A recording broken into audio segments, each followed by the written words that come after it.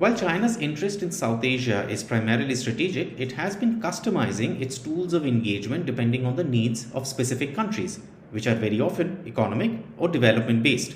In our project China's Impact on Strategic Regions, we researched the changing dynamics of Chinese engagement in Bangladesh, Nepal, Maldives, and Sri Lanka, and found that the focus countries are united in their need for ports, bridges, highways, and power infrastructure, which explains the rapid strides that the Belt and Road Initiative has made in these countries.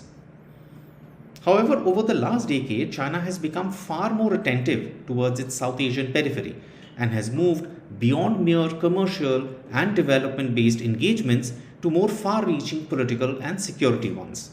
This includes having a say in domestic political developments, emerging as an active stakeholder in people-to-people relations, as well as stepping in to influence how it is portrayed in the media in these countries.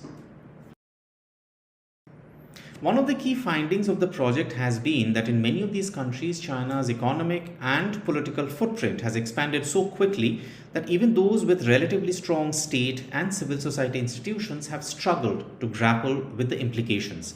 As part of this project, we have identified and categorized the various vulnerabilities in focus states in South Asia. In some countries, state institutions are brittle. In some others, civil society acts as an inadequate check against creeping external interference. Elsewhere, elites are prone to capture, including by external actors such as China and its proxies.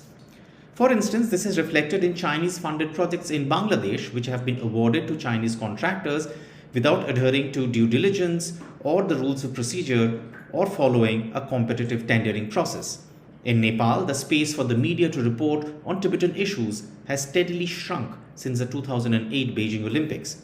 And in Sri Lanka, critics as well as even courts have questioned the unusual hurry with which the Rajapaksa administration pushed the Colombo Port City Economic Commission bill through the parliament in May 2021.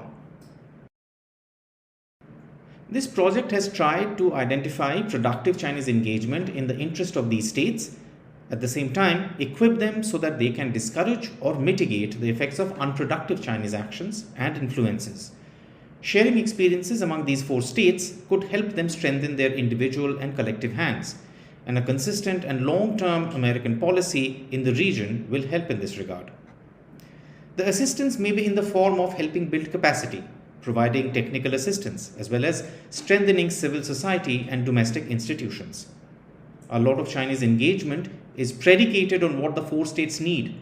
The United States and its partners should similarly direct their capabilities in meeting the needs of these states. The emphasis on vaccines by the Quad countries or the Build Back Better World initiative announced at the meeting of G7 leaders are productive steps in this direction.